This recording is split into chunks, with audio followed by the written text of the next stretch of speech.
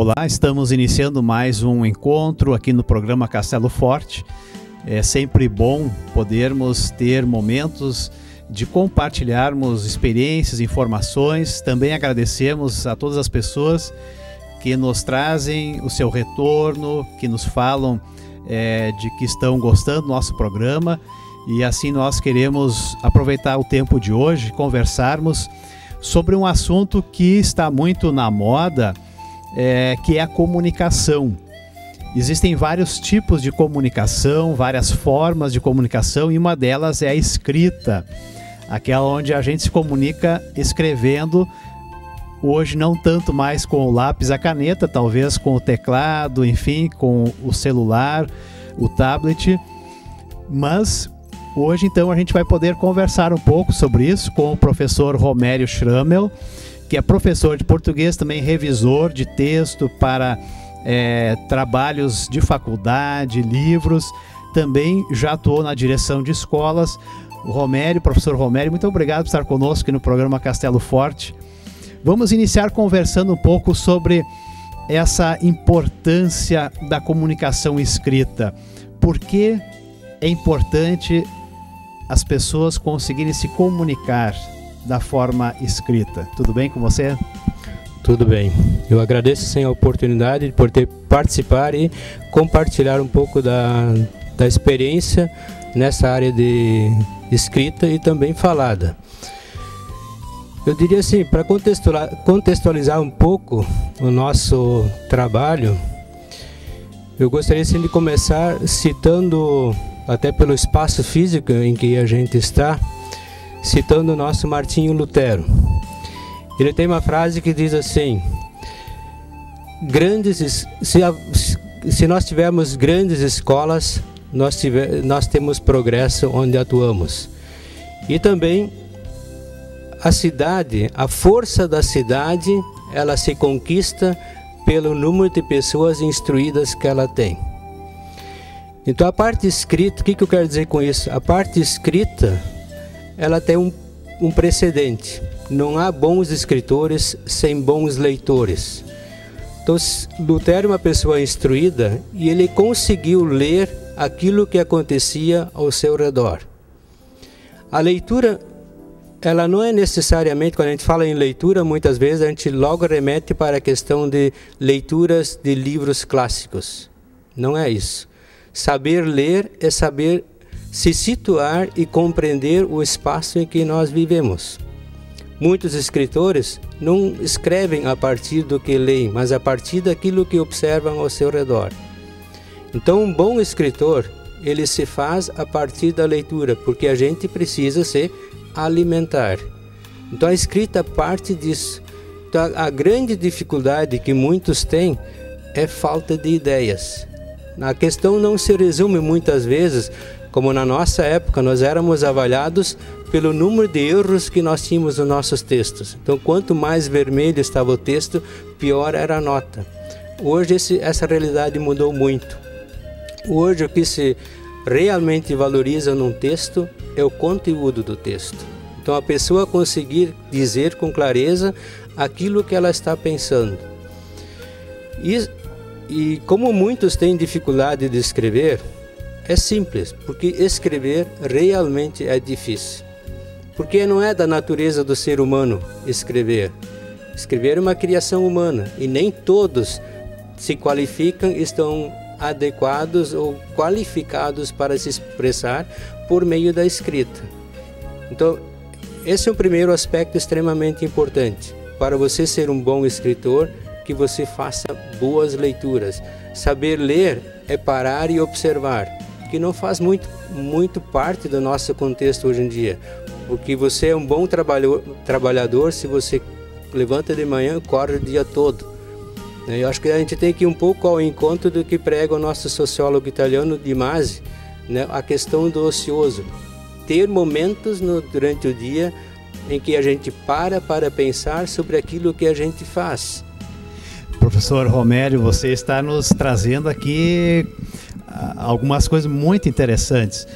Você então fala de que é importante a gente ter tempo para ler, para se contextualizar para ler também a realidade onde nós estamos, para a gente poder se comunicar. Você diria que nos dias de hoje as pessoas então estão tendo mais dificuldade em ter esse tempo, esse ócio para ler, ou como é que você interpreta essa questão? Ou as pessoas leem de uma forma diferente hoje? Eu penso, se eu vejo assim com o meu alunado, com os jovens, eu penso que eles leem mais do que no passado. Só que a leitura é muito mais superficial. Então a tecnologia, a questão da internet, ela tem uma realidade que nos leva ao seguinte: nós podemos fazer facilmente o teste conosco mesmo no Face. Se nós colocamos uma frase, por mais simples que ela seja, por mais óbvia que ela seja, nós vamos ter um altíssimo número de curtidas. Se nós colocarmos um texto um pouco mais extenso, que talvez chegue a 10 linhas, e esse texto tem algum conteúdo que eu preciso pensar, o número de curtidas já vai cair para talvez 10% do que uma frase mais curta. Então as pessoas, elas leem, mas não leem textos longos. E daí já vai para uma outra realidade. Por exemplo, o aluno que lê pouco, ele tem muita dificuldade. Por exemplo, o Enem é uma realidade para a qual a gente pode apontar. Muitos alunos não vão bem no Enem por falta de leitura, porque é uma leitura persistente. Se você não lê diariamente textos mais longos, que você tem que realmente refletir, é um aluno que vai sofrer muito. Ele não vai ter um bom resultado no Enem, porque o Enem exige leitura, exige concentração. E o aluno, isso é uma questão de prática, assim como a escrita também é. Entre a parte da gramática e o resultado de fato, porque a verdade é assim, nós estamos sentados em uma sala de aula, estudando gramática, não é para fazer provas, como muitos pensam, né? O aluno muitas vezes vai com esse objetivo, eu preciso alcançar um bom conceito para poder passar de ano. Mas a gramática, ela é um subsídio para eu escrever um bom texto. Mas muitas vezes temos alunos que dominam perfeitamente a gramática, mas quando vai para de fato escrever um bom texto, não conseguem, porque é uma outra realidade, é uma outra prática. Professor Romério Schrammel, você fala dessa questão também da influência da informática, da internet. Se percebe, muitas vezes se comenta justamente essa dificuldade das pessoas expressarem melhor e a questão inclusive da gramática. O que nós podemos dizer sobre então os dias de hoje e no mercado de trabalho, por exemplo? O que você observa? Eu imagino que é muito importante no mercado de trabalho as pessoas poderem escrever corretamente e também interpretar um texto corretamente. Isso seria um grande ganho para alguém que está entrando no mercado de trabalho? Com certeza. Muitos não se dão conta disso no momento que estão sendo avaliados. Por exemplo, quando um candidato participa numa empresa concorrendo com outros candidatos. Então a importância que o português tem, tanto para a fala como para o momento da escrita. São momentos chaves. Alguns, por exemplo, cometem erros grassos, por exemplo, num currículo que apresentam, ele está mal formulado, ou ele está feito à mão, tem erros de concordância, tem erros de acentuação gráfica, erros simples que num currículo não podem acontecer. Quer dizer, o primeiro momento de você estar sendo desqualificado é o momento da apresentação do currículo, que ele apresenta erros.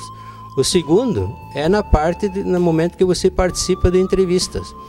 Então, esse é um momento em que às vezes o aluno, o candidato, em aula, ele não se dá conta para o que ele está sendo preparado. Mas são momentos extremamente importantes. O português é classificatório, é o momento chave. E aí entra muito a questão da fala. Muitas vezes no momento assim, de aprendizagem, a gente dá muita ênfase à parte escrita e não à fala. Mas a fala é extremamente importante para o crescimento, por exemplo, numa empresa. Pessoas que têm dificuldade de se expressar têm muito mais dificuldade em crescer no seu ambiente de trabalho, de almejar postos superiores, por exemplo. E você diria, professor, em relação ao desenvolvimento da parte escrita e agora também da falada, além da questão da leitura, você acha que existem algumas questões práticas também no ambiente familiar que poderia se ajudar as pessoas a desenvolverem isso? Por exemplo, parece que muitas vezes existe pouca comunicação entre as pessoas na casa, na família. Também ali pode ser um exercício nesse sentido? Com certeza. Eu ontem estava vendo uma foto, alguém postou no Face uma foto, a família visitando a avó, todos sentados com smartphones e celulares, a única que não tinha era a avó. Então esses momentos assim, de família, de sentarmos e olharmos um para o outro e conversarmos sobre as coisas do dia a dia, fazem um grande diferencial. Famílias que oportunizam a leitura, o diálogo em casa, é um diferencial. Então assim, a leitura, o ambiente, a gente logo percebe ambientes onde há leitura, onde se propicia momentos de debate, de discussão, conversar sobre assuntos diferenciados, porque isso também é importante. Normalmente a leitura ela acontece muito restrita a determinados assuntos. Ou eu gosto de futebol, então eu só leio o jornal nas páginas onde tem futebol. Ou eu gosto da coluna social, ou da página policial, eu só leio da social, por exemplo, eu só leio essa página. Então eu tenho um conteúdo, um conhecimento muito restrito. O bom, mesmo não gostando, a gente tem que se informar das mais diversas áreas. Dá uma olhada na parte da economia, da parte da política, que são normalmente áreas que ficam de lado, porque a gente não gosta. Não tem como não gostar de política. É uma obrigação a gente estar inteirado dos assuntos, porque eles fazem parte. A gente tem consequências graves, porque às vezes a gente fica no desleixo e não olhando para esses assuntos que são extremamente importantes. E a família, o pai, tem a tarefa de ajudar nesses aspectos. Estamos conversando com o professor Romério Schrammel, professor na área de português, também revisor de textos, de revistas e também trabalho de faculdade. Professor Romério, voltando agora um pouquinho à questão do português. Muitas vezes se ouve comentários, mas o português é uma língua difícil. O que você diria em relação a isso? A língua portuguesa, ela é difícil? O que a gente pode também fazer, quem sabe, para lidar melhor com ela? Algumas dicas, talvez, para o nosso público. Ela não é mais difícil do que outras também, né? Muitos não estudam alemão porque é difícil, né? Então acaba indo para o inglês ou o espanhol. Na verdade, sim, a questão de aprender é uma prática. Então, assim, eu não vou saber de uma hora para outra quando eu preciso. Aí eu não, se eu preciso para uma semana que vem conseguir escrever um bom texto, não é de hoje para a semana que vem que eu vou conseguir isso, porque é uma prática de muito tempo.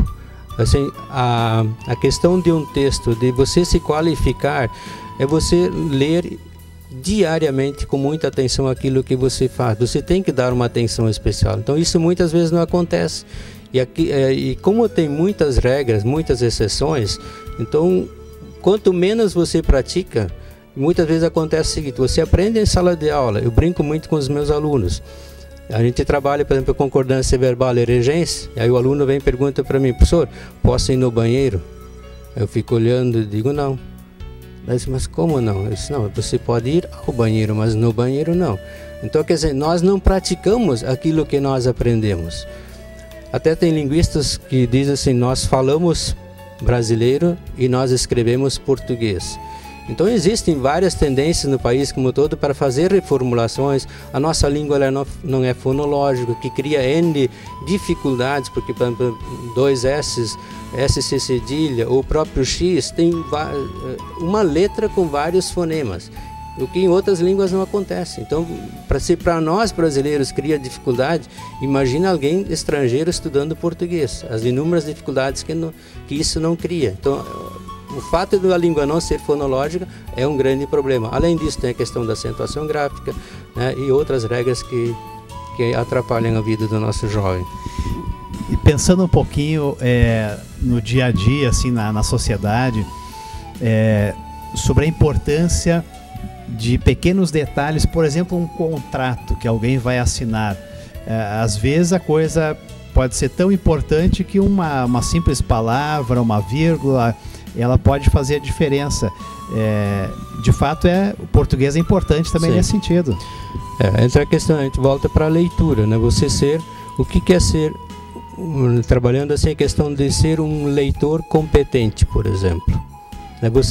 Leitor competente é aquele que consegue ver o que está escrito, mas consegue também ler aquilo que está nas entrelinhas, aquilo que está implícito, aquilo que está subentendido no texto. E contratos muitas vezes tem isso, a gente tem que ter com cuidado.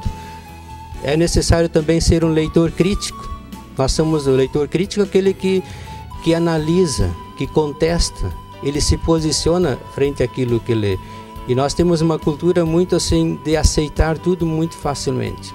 A questão de você se posicionar na nossa cultura, na cultura brasileira, não é bem vista. Pessoas que se posicionam normalmente não são bem aceitas. O bom é quando você não diz nada ou você concorda. Isso é muito ruim. Nós hoje estamos colhendo frutos na sociedade em função disso. Termos um leitor mais crítico, um leitor mais competente. Isso parte também para a questão de contratos. Você não pode simplesmente aceitar tudo que você vê, porque a maioria das vezes o contrato não é lido, né? A gente pode acompanhar, as pessoas não se atrevem ou não contestam, mas isso aqui, como é que quer dizer? As pessoas não questionam o vocabulário, muitas vezes o contrato tem termos muito técnicos que as pessoas não compreendem e deveriam, né, pedir explicações sobre o que diz, mas isso não acontece. Você menciona algo super interessante, essa questão de simplesmente as pessoas aceitarem talvez algo porque está escrito, né? Seja um contrato, seja uma propaganda, seja um artigo. Isso também é muito prejudicial, ler sem avaliar ou sem fazer essa avaliação crítica. Se eu entendi você corretamente, esse é uma dificuldade que nós encontramos também na nossa cultura. Sim. Na verdade, assim, se nós pensarmos assim, na maioria das vezes as pessoas, para fazer uma leitura mais aprofundada, de questionar, tem muita dificuldade. Eu vejo assim, isso se percebe em sala de aula também. O nosso aluno, ele não interage, ele não questiona. Nós somos muito passivos frente àquilo que a gente recebe. Nós facilmente somos iludidos, o que cria uma série de dificuldades para todos.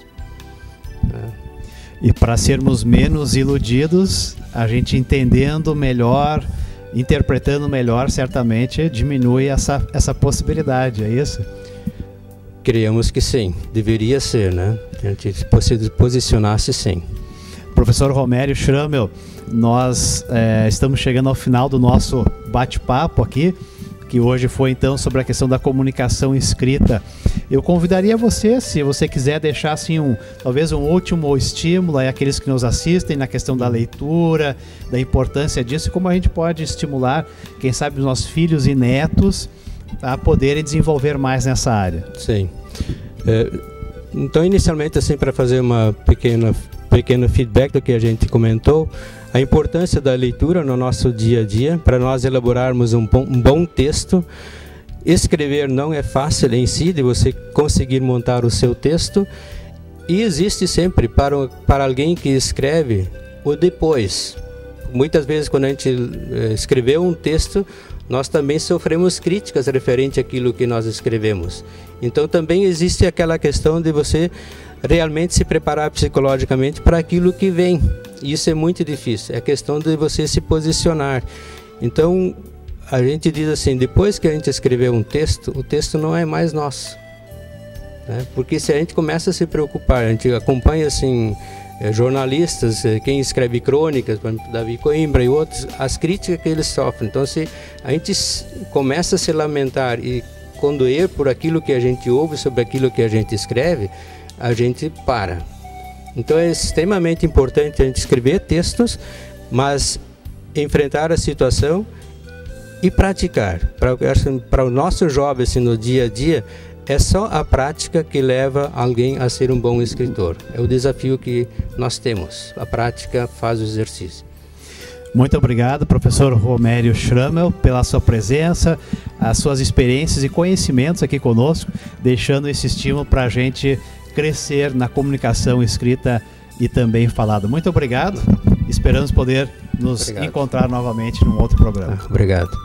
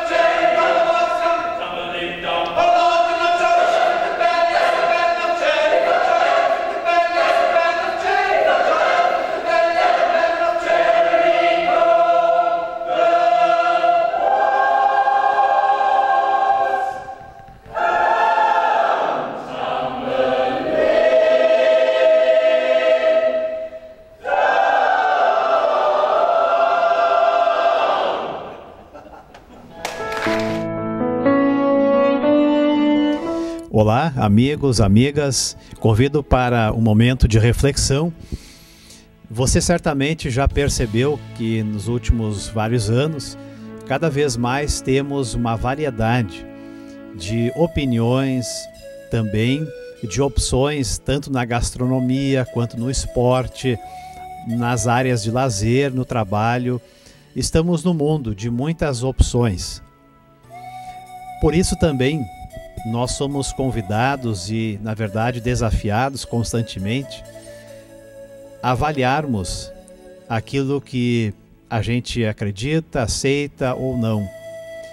Como é que nós podemos olhar para as diferentes opções, opiniões, ideologias, crenças?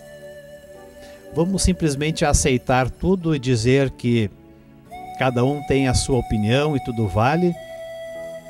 Ou vamos rejeitar tudo que é diferente ou novo e nos fecharmos? Gostaria de convidar para que analisássemos a partir de uma orientação bíblica como nós podemos nos portar perante diversas situações onde podemos e devemos refletir. O apóstolo Paulo, numa das suas cartas aos Tessalonicenses, os cristãos que moravam nessa cidade de Tessalônica, ele, no final dessa carta, coloca algumas orientações e ali ele diz o seguinte, no capítulo 5, não desprezem as profecias, examinem tudo, fiquem com o que é bom e evitem todo tipo de mal. Paulo aqui, ele diz, não simplesmente desprezem aquilo que falam em nome de Deus, as profecias, mas examinem elas para que você possa ficar com aquilo que é de bom proveito, aquilo que tem razão de ser. Certamente não é fácil examinarmos e avaliarmos aquilo que nós vemos e ouvimos no dia a dia. Precisamos de informação, precisamos de capacidade de reflexão e também de conversar com outras pessoas para podermos examinar melhor. Mas, querido amigo, amiga, deixo com você esta orientação bíblica. Vamos examinar, vamos refletir, pensar sobre aquilo que nos é dito, sobre aquilo que nós observamos, e assim nós certamente iremos construir uma vida melhor, mais sábia. Devemos ficar com aquilo que é bom, com aquilo que é verdadeiro, que é justo. Aliás, esses são alguns critérios que devemos usar. Aquilo que nós ouvimos, vemos é justo, é verdadeiro, tem um embasamento no qual podemos confiar. E em segundo lugar, além de examinarmos e ficarmos com o que é bom, Paulo diz que devemos evitar todo tipo de mal. Esta é a segunda parte da orientação de Paulo.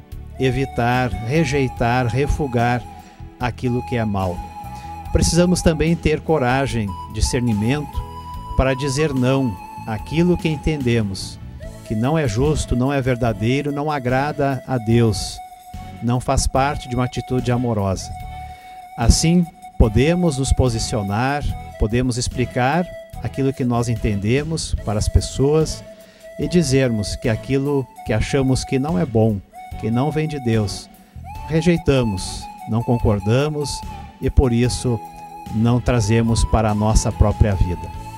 Que Deus nos ajude, que Ele nos dê sabedoria para podermos examinar aquilo que vemos, aquilo que nos dizem, aquilo que nos é oferecido, para que possamos ficar com o que realmente é bom e rejeitar aquilo que é mal. Que a graça, o amor e a sabedoria do Deus triuno nos ajude.